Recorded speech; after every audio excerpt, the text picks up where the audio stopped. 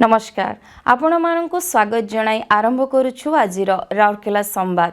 प्रथमे मुख्य संवाद। राउरकेलार नगर राजभाषा कार्यान्वयन कमिटी टोलिक बैठक अनुष्ठित।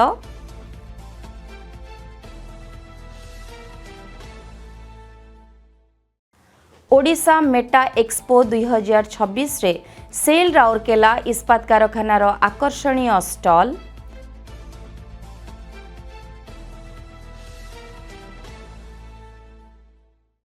एवं सेल राउरकेला इस्पात कारखाना रे उत्कोच विरोधी परिचालना व्यवस्था कार्यान्वयन समीक्षा।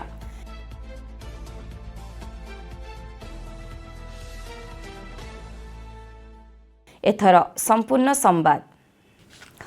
राउरकेलार नगर राजभाषा कार्यान्वयन कमिटी टोलिक्र अर्धवार्षिक बैठक मार्च 20 तारिख दिन राउरकेला क्लब रे अनुष्ठित होइथिला।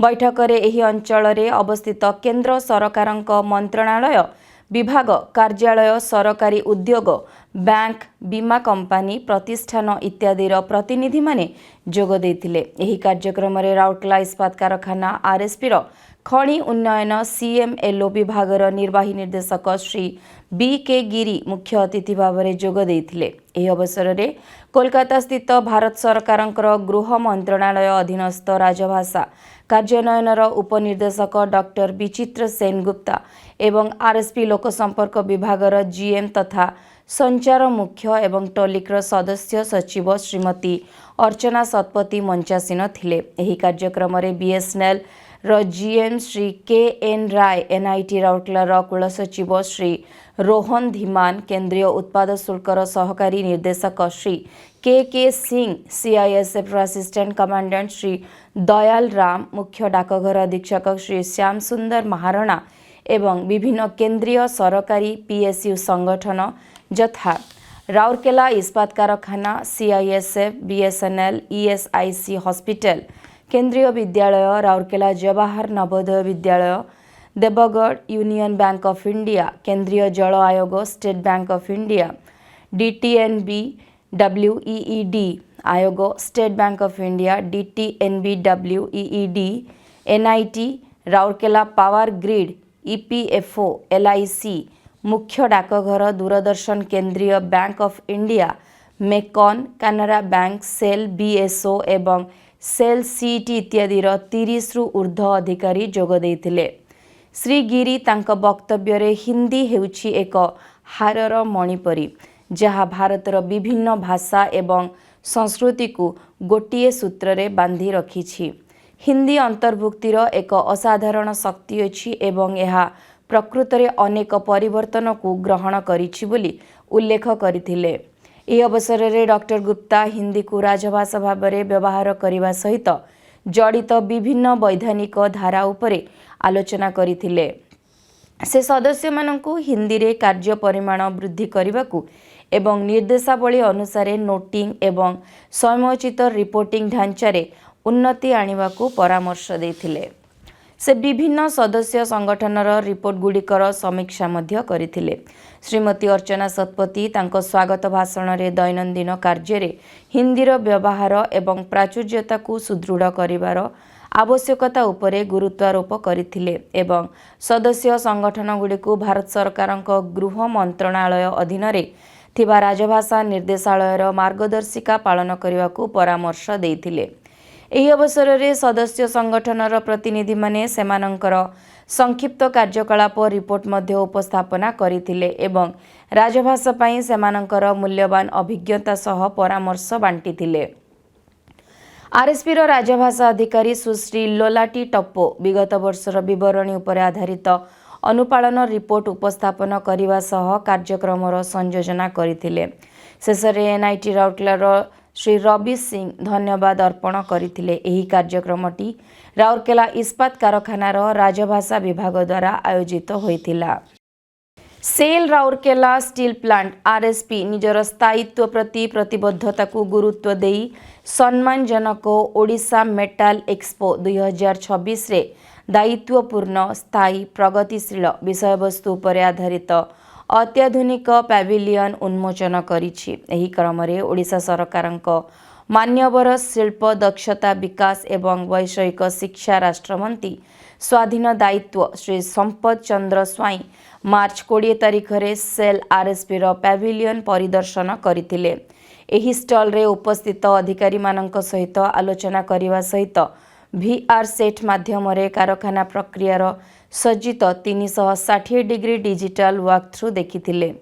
उल्लेखनीय जे ओडिशा मेटाल एक्सपो भारतीय शिल्प संघ CII चलित वर्ष जनवरी 27 रु 30 तारिख पर्यंत भुवनेश्वर बरमुंडा पड़िया ठारे आयोजित होइथिला। पूर्वरु प्रदर्शनी को ओडिशा सरकारक गृह शिल्प एवं सूचना एवं जनसंस्था विभागर सचिव श्री हेमंत शर्मा उद्घाटन करथिले। आरएसपी पैविलियन कंपनी ऐतिह्य नवसृजन एवं ओडिशा राज्य सहित संपर्क को प्रदर्शन करथिले। इस्पात कारखानार विकास एवं अभिवृद्धि को चित्रण करी पैविलियन आरएसपी रो सफल यात्रा कार्यक्षम उत्कर्षता एवं भविष्यत पई प्रस्तुत पदक्षेप गुडी को उपस्थापन करिवा पई उन्नत डिजिटल प्रजुक्ति विद्या को अंतर्भुक्त करिछि। एहा ESG नीति प्रति इस्पात कारखानार प्रतिबद्धता एवं स्थायी सबुज इस्पात उत्पादन पई एहार दृढ़ प्रतिबद्धता को दोहराइछि। पैविलियन रो एक प्रमुख आकर्षण हेउछि AR/VR आधारित डिजिटल वॉक थ्रू, जहाँ परिदर्शक मानकु विस्तृत 3D विजुअलाइजेशन माध्यम रे आरएसपी रो कार्यर एक सज्जित 360 डिग्री अभिज्ञता प्रदान करिछि। सेल राउरकेला इस्पात कारखाना आरएसपी कार्य विभागर निर्वाही निर्देशकंक सम्मिलनी कक्षरे निकटरे अनुष्ठित एक समीक्षा दल बैठक रे ISO 37001/2016 उत्कोच विरोधी परिचालना व्यवस्था ABMS कार्यान्वयनर समीक्षा करिछि। आकलन दल समग्र कारखाना रे ABMS कार्यान्वयनर पर्याप्तता एवं प्रभावशालीता मूल्यांकन करिछि। समीक्षा करा जायतिबा प्रमुख दिगगुड़िक मध्यमरे तालीम एवं सचेतनता कार्यक्रम, आभ्यंतरीण ऑडिट, उत्कोच विपद मूल्यांकन एवं टेंडर डॉक्यूमेंट रे उत्कोच विरोधी प्रतिबद्धता अंतर्भुक्त थिला।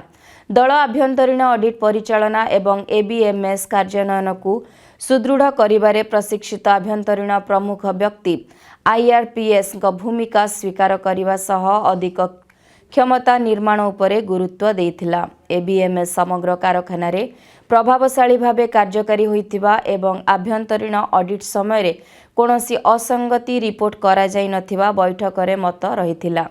एही क्रम रे अनुपालन दल निरंतर उन्नतिर महत्व उपरे गुरुत्वारोप करिवा सहित अतिरिक्त अधिकारींक तालीम माध्यम रे क्षमता निर्माण ABMS सचेतनता कार्यक्रम पई एक वार्षिक कार्यसूची प्रस्तुत करी अंशीदार मानक मध्यरे सूचनार व्यापक प्रसार, नूतन बैनर एवं पोस्टर प्रदर्शन, अधिक संवेदनशील विभाग गुडी को अंतर्भुक्त करने निमंते जोर देइथिले। एति सहित सहजरे यार अनुपालन निमंते ज्ञान परिचालना पोर्टाल रे ABMS संबंधी सूचना अपलोड करने समेत अनेक पदक्षेप सुपारिश करथिले।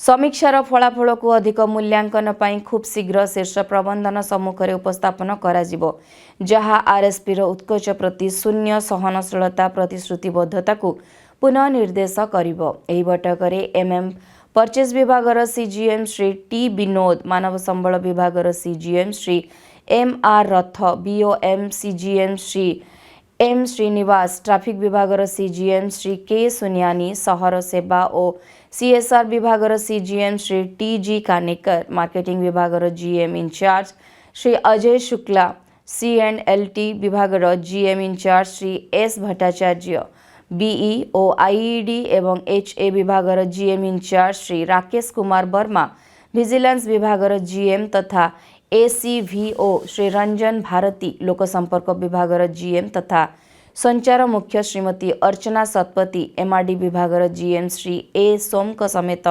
विजिलेंस विभागर AGM श्री अबनी विश्वाल प्रमुख अधिकारी माने उपस्थित थिले। एही बैठकर विजिलेंस विभागर मैनेजर श्री MK सिंह संयोजना करने सहित बैठक प्रारंभ में आभ्यंतरीण ऑडिटर स्थिति एवं यार अनुपालन विवरणी उपस्थापन करथिले।